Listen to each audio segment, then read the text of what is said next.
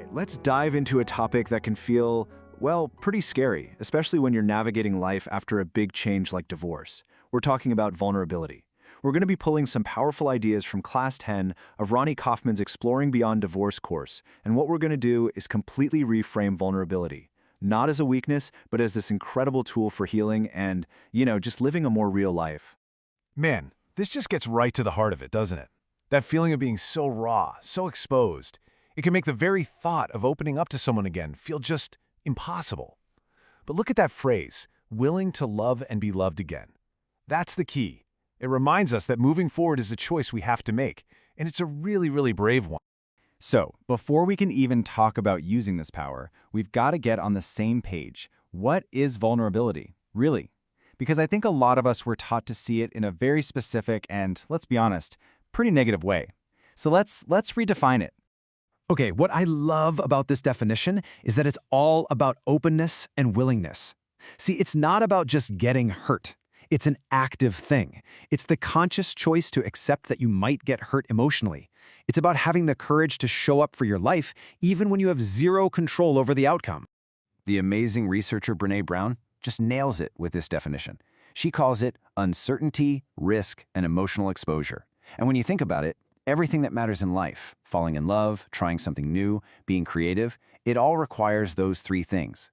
Vulnerability isn't some weird, fringe feeling we should avoid. It's actually at the very center of what it means to be human.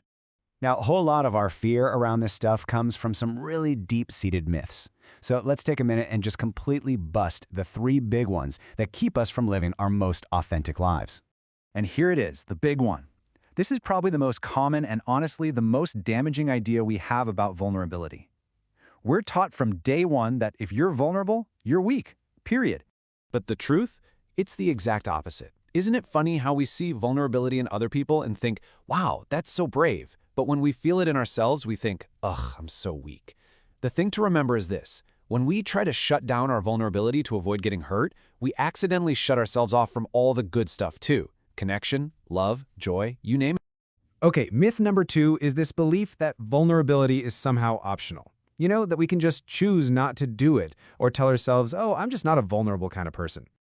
But here's the reality check, right? Life is vulnerable. Just being alive is a vulnerable act.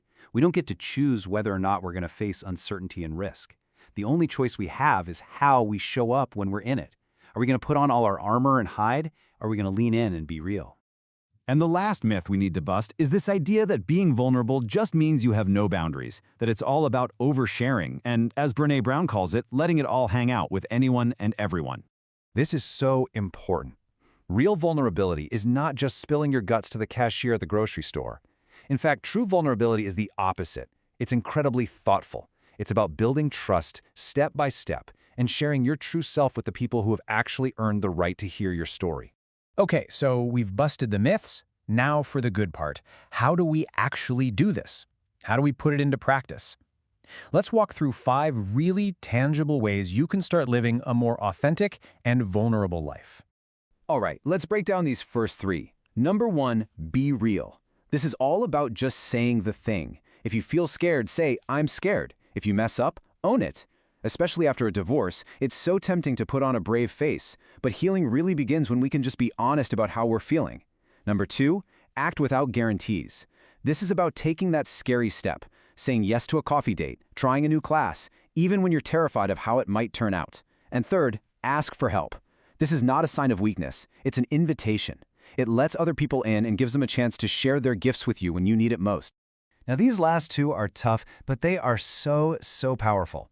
Number 4, get rejected. I know, it sounds awful, but Ronnie Kaufman's point here is that we have to reframe rejection. A no isn't a failure. It's just making space for the right yes to come along. And finally, number 5, embrace negative emotions. This is huge. When we try to numb the pain and grief after a divorce, we accidentally numb our ability to feel joy too. You can't just pick and choose which emotions to feel. It's an all-or-nothing deal. Okay, so we've covered the what and the how. Now it's time to make this personal. Let's take a quiet minute for some reflection and see how we can start applying these ideas to our own lives. Just think about it for a second. When does that feeling pop up for you? Is it when you're starting a new relationship, speaking up at work, trying something you've never done before? Just knowing what your triggers are is such a huge first step. After hearing all this, has anything shifted for you?